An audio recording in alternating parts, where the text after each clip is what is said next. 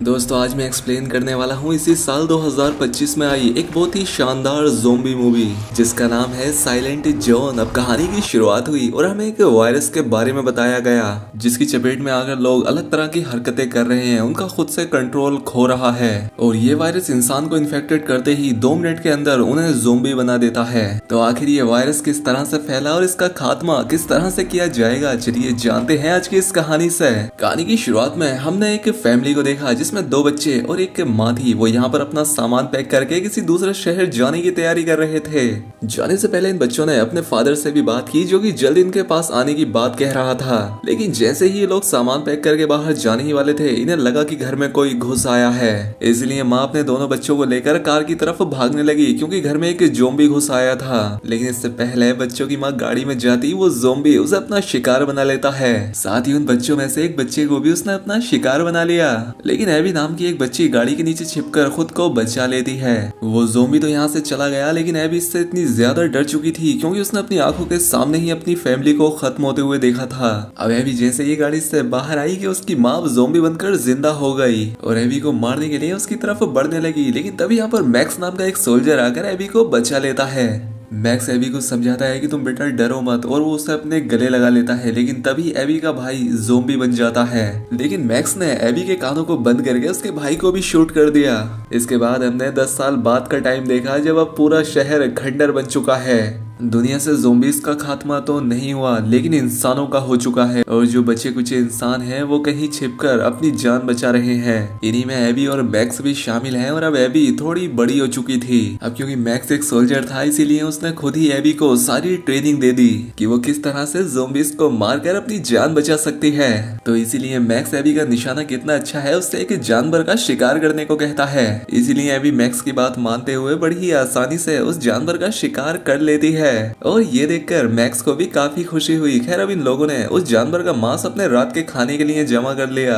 अब क्योंकि रात हो चुकी थी तो ये लोग रात यहीं पर गुजारने का फैसला करते हैं। यहाँ हमने मैक्स के पास एक नक्शा भी देखा जिससे वो ये पता लगाता है कि इस वक्त वो कहाँ पर हैं। वो कहता है कि शायद अगर हम कोई नदी का रास्ता पकड़ लें तो इंसानों की बस्ती तक जा सकते हैं क्योंकि 10 साल बीत चुके हैं और मैक्स ने एबी के अलावा किसी तीसरे इंसान को देखा ही नहीं। अब रात में सोने से पहले मैक्स तारों की मदद से एक जाल बना लेता है क्योंकि अगर रात में ज़ोंबी उस तार को पार करेंगे तो उसे पता लग जाए और ये चीज उसके काम भी आती है क्योंकि जैसे ही वो सोता है रात में मैक्स को उस जाल की आवाज आ जाती है। इसलिए वो चुपचाप जैसे ही चेक करने आया एक ज़ोंबी ने उस पर अटैक कर दिया। लेकिन मैक्स काफी शातिर था इसलिए वो उसे वहीं पर शूट करके खत्म कर देता है। अब इसीलिए मैक्स ने एबी से कहा कि यहाँ पर और भी ज़ोंबी आएंगे तो इसीलिए हम अब यहाँ पर नहीं रुक सकते, तो हमें यहाँ से निकलना होगा। इसलिए ये दोनों अपने घोड़ों पर सवार होकर यहाँ से आगे बढ़ गए। अब अगले दिन आगे बढ़ते हुए मैक्स को सामने से एक गाड़ी आती हुई दिखाई दी जिसमें कि कुछ लोग होते हैं। मैक्स इंसानों को देखकर काफी हैरान हो गया। एबी अपनी स्नाइपर तान कर खड़ी हो गई कि कहीं वो लोग इन पर अटैक ना कर दें। लेकिन तभी उन गाड़ी वालों के पास एक ज़ोंबी आ गया। मैक्स के मना करने पर भी एबी ने उस ज़ोंबी को शूट करने की कोशिश कर दी,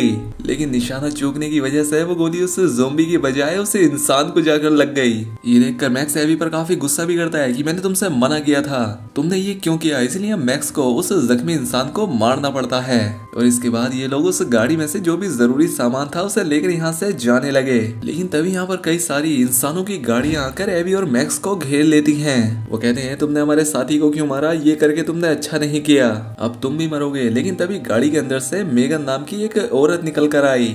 वो मैक्स से कहती है कि देखो हम बुरे लोग नहीं है, तुम्हें नुकसान नहीं पहुंचाना चाहते तो शांत हो जाओ। लेकिन तभी यहाँ पर हजारों की तादाद में ज़ोंबी आ जाते हैं क्योंकि उस ज़ोंबी के मरने की खबर जब बाकियों को लगी तो वो यहाँ आ गए। अब मैक्स और बाकी लोग मिलकर उन ज़ोंबीज़ पर हमला करना शुरू कर देते हैं, लेकिन वो कम ही नहीं हो रहे थे। यहाँ पर हमें इंसान और ज़ोंबीज़ के बीच में कमाल की लड़ाई देखने को मिली। लेकिन इस लड़ाई में मैक्स, एबी, मैगन और उसका पति जेम्स तो गाड़ी में सवार होकर निकल जाते हैं, लेकिन बाकी के जितने भी लोग आए थे वो सब मारे जाते हैं। अब रास्ते में मैक्स ने मैगन से क्वेश्चन किया कि तुम लोग हो कौन और यहाँ क्या कर रहे थे। मैगन कहती है कि हमने रेडियो पर सुना था कि यहाँ से कुछ दिन की दूरी पर एक कॉलोनी है जहाँ पर कि इंसान रहते हैं, जहाँ सारी सुविधाएं हैं और मेरा बच्चा इस दुनिया में आने वाला है। तो इसीलिए मुझे कॉलोनी जाना है ताकि मैं वहाँ अपने बच्चे के साथ रह पाऊँ, जिससे कि मेरा बच्चा भी बाकी इंसानों के साथ अच्छी जिंदगी बिता सके। लेकिन हमारे साथ जितने लोग आए थे वो सब मारे गए हैं, जिस पर मैक्स ने उससे कहा कि यहाँ पर कोई कॉलोनी वगैरह नहीं है, मैं पिछले 10 साल से यहाँ ऐसी तैसी कर रहा हूँ, लेकिन किसी इंसान को यहाँ नहीं देखा। खैर अब इनकी गाड़ी खराब हो गई, इसलिए इन लोगों ने पैदल आगे बढ़ना शुरू किया। अब आगे दूर जाने पर उन्हें एक सोसाइटी नजर आई। यहाँ काफी बड़ी बड़ी बिल्डिंग्स थी, लेकिन ये जगह पूरी तरह से वीरान थी, सब कुछ खत्म हो चुका था, कोई भी इंसान नहीं था यहाँ। इसलिए ये लोग रात यहीं पर बिताने का फैसला करते हैं। अब रात में मैक्स जेम्स और मैगन को बताता है कि हम नदी के किनारे से होकर ही आगे बढ़ेंगे, हो सकता है वहाँ कोई इंसानों की बस्ती हो। लेकिन मैगन कहती है कि मुझे लगता है कि तुम्हें भी हमारे साथ चलना चाहिए, मुझे पता है कि वहाँ पर एक बस्ती है और तुम भी वहाँ सेफ रह सकते हो। मैक्स उनसे कहता है कि देखो पहली बात तो कोई कॉलोनी है नहीं, लेकिन अगर है भी तो तुम अकेली जाओ, मैं नहीं जाऊंगा। अब एबी मैक्स को समझाती है कि हमें कॉलोनी जाना चाहिए, हो सकता है ये लोग सही कह रहे हों।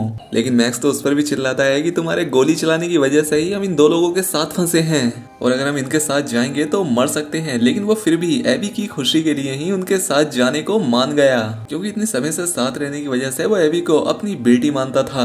अब जैसे ये लोग सुबह निकलने वाले होते हैं कि तभी यहाँ एक ज़ोंबी आकर एबी पर हमला कर देता है। लेकिन ये लड़की भी खतरनाक थी, इसने ज़ोंबी को बिल्डिंग से नीचे फेंक दिया।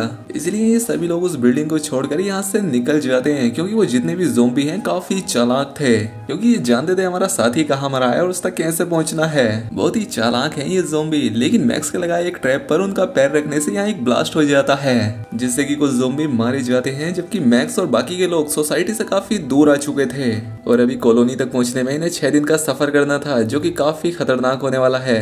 थोड़ी दूर आगे आने पर मैगन कहती है कि यहाँ पास ही में एक एयरपोर्ट है जहाँ पर मेरे फादर काम किया करते थे, तो हो सकता है कि वहाँ पर हमें कोई प्लेन मिल जाए जिससे हम आसानी से कॉलोनी जा सकते हैं। लेकिन मैक्स कहता है कि अगर हम एयरपोर्ट गए और वहाँ हमें ज़ोंबी ने घेर लिया तो वहाँ से बाहर निकलने का कोई दूसरा रास्ता नहीं होगा, तो हमें ज़ोंबी से लड़ते हुए बाहर आना पड़ेगा, क्योंकि वहाँ पर एरोप्लेन मिलना मुश्किल है।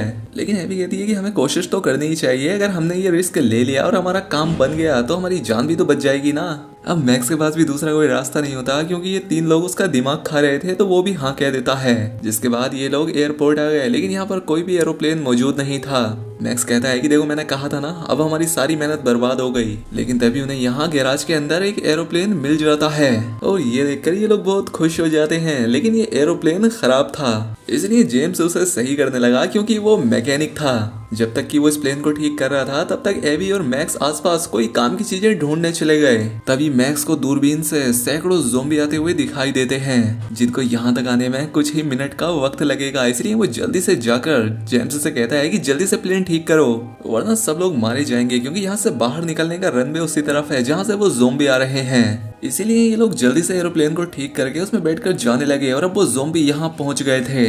लेकिन क्योंकि अब एरोप्लेन ठीक हो गया था, इसलिए सभी लोग उसमें सवार होकर यहाँ से निकल गए। वो बहुत खुश हुए कि चलो हमने ये कर दिखाया। लेकिन इसमें उनकी किस्मत ज्यादा अच्छी नहीं होती। थोड़ी दूर आगे जाने पर ही उनका प्लेन क्रैश हो गया, लेकिन इसमें किसी की जान नहीं गई।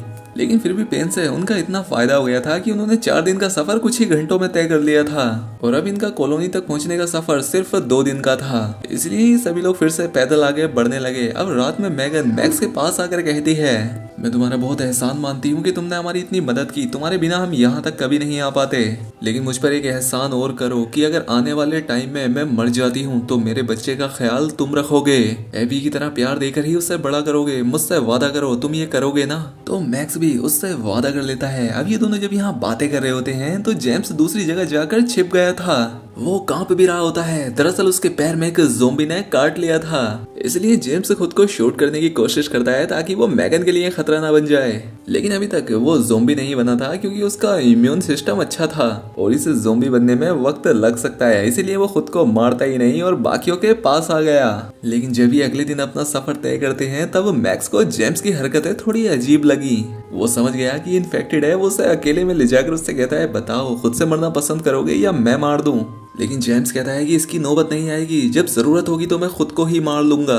जेम्स कहता है कि ठीक है तुम्हारी मर्जी, लेकिन देखो अगर तुम ज़ोंबी बन गए तो जिसके तुम सबसे करीब रहते हो यानी मेगन, सबसे पहले तुम उसी की जान लोगे। तो तुम्हारा फैसला है कि तुम्हें करना क्या है, क्योंकि ज़ोंबी बनने पर तुम्हें पता भी नहीं लगेगा कि वो मेगन है। तो डिसाइड जल्दी कर लो। अब थोड़ी दूर आगे जाने पर उन्हें एक घर दिखाई दिया ऐसा लगता है जैसे अंदर कोई मौजूद है और तभी अंदर से आवाज भी आती है कि अपने हथियार डाल दो वरना गोलियों से भून दिए जाओगे। ये सुनकर सभी लोगों ने अपने हथियार एक बॉक्स में डाल दिए। तभी यहाँ पर डेविड नाम का एक आदमी आया। वो सभी को घर में बुलाता है और कहता है कि माफ कर देना, मुझे लगा कि तुम लोग चोर हो, इसलिए मैंने इस तरह का व्यवहार किया। देखो मैं एक साइंटिस्ट हूँ, मैं यहाँ अकेले ही रहता हूँ। अगर मैं चाहता तो यहाँ से जा सकता था, लेकिन ऐसी जगहों पर मुझे रिसर्च करने में आसानी होती है। वो बताता है कि देखो ये जो वायरस फैला है वैसे तो ये काफी बुरी चीज है क्योंकि इसने इंसानों को ज़ोंबी बना दिया, लेकिन इसमें अच्छी चीज ये है कि इससे इंसानों में अपग्रेड हुए हैं। जैसे कि कमजोर इंसान ज़ोंबी बनकर खत्म हो जाएंगे, लेकिन जो ताकतवर होगा वो जिंदा रहेगा।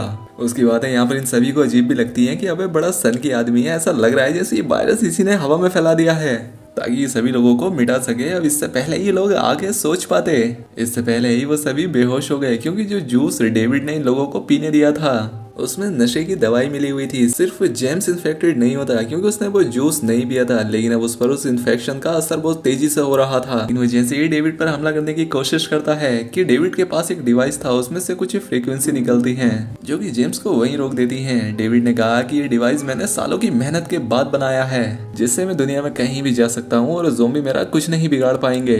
अब डेविड ने सभी को बंदी बना लिया और होश आने पर उनसे कहा कि मेरी वाइफ से मिलोगे क्या, वो तुमसे मिलना चाहती है। इसके बाद वो अपनी वाइफ को यहाँ लेकर आया जो कि एक ज़ोंबी थी और वो अपनी वाइफ की ही भूख मिटाने के लिए इंसानों को पकड़ा करता था। और इस बार उसे एक नहीं 4 शिकार मिल चुके थे जिससे उसकी वाइफ के तो मजे आने वाले थे।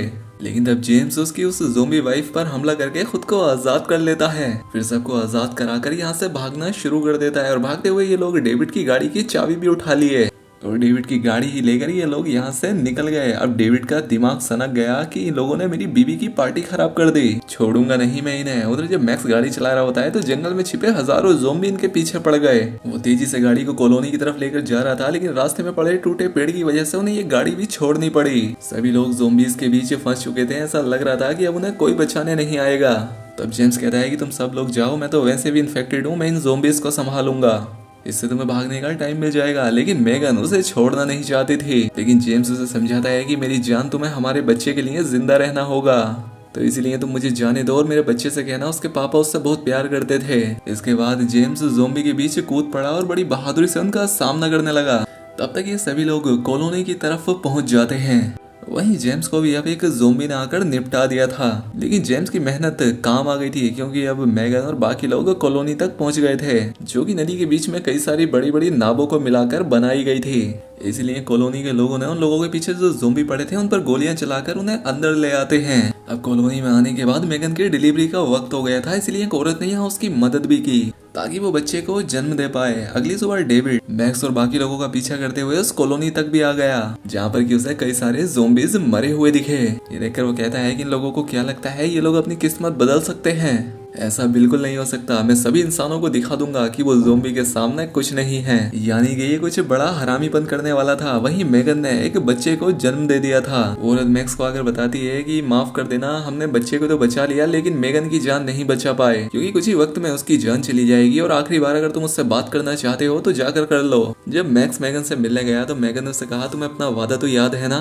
तो मैक्स तुम्हारे वादा पूरा करने का टाइम आ गया है, मेरे बच्चे का ख्याल रखोगे ना। मैक्स भी इमोशनल होते हुए उसे गोद में उठा लिया क्योंकि मैक्स की वाइफ और उसके होने वाले बच्चे को भी ज़ोंबीज ने छीन लिया था जो अभी इस दुनिया में भी नहीं आया था। दूसरी तरफ डेविड अपने डिवाइस से कई सारे ज़ोंबीज को अट्रैक्ट करके वोल्कनी के पास ले आया और बड़ी ही चालाकी से सभी ज़ोंबीज को कॉलोनी के अंदर भेज दिया। ये देखकर कॉलोनी में हड़कंप मच गया, सभी लोग इधर उधर भागना शुरू हो गए। उन्होंने यहाँ मौजूद लोगों को अपना शिकार बनाना शुरू कर दिया। हालांकि कॉलोनी वालों को भी पता था कि आज नहीं तो कल ऐसा होगा ही, इसलिए उन्होंने एक अंडरग्राउंड टनल भी बना रखी थी जो कि नदी से बाहर सरफेस पर जाकर खुलती थी। इसलिए सभी लोग उस टनल में जाते हैं और मैक्स जब ज़ोंबीज को मार रहा होता है तभी उसे दूसरा ज़ोंबी धक्का मारकर नीचे गिरा देता है और डेविड बाकी सारे ज़ोंबीज को अटैक करके मैक्स की तरफ भेज देता है। पर सबसे पहले मैक्स जैसे तैसे खुद को बचाकर डेविड के डिवाइस को तोड़ता है। इससे सभी ज़ोंबी अब डेविड की तरफ ही बढ़ने लगे और उसे बड़े ही मजे के साथ अपना निवाला बना लेते हैं।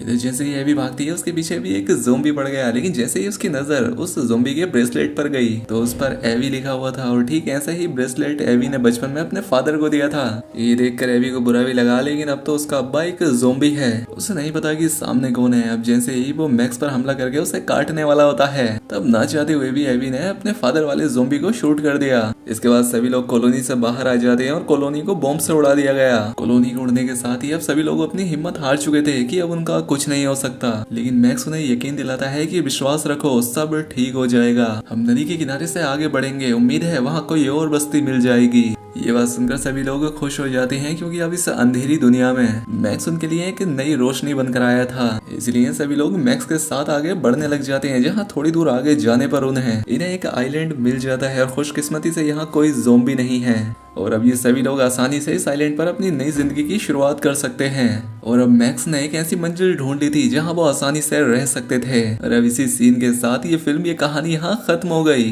दोस्तों वीडियो अच्छी लगी हो तो वीडियो को लाइक और चैनल को सब्सक्राइब कर लें। मिलते हैं ऐसी ही अगली शानदार वीडियो में।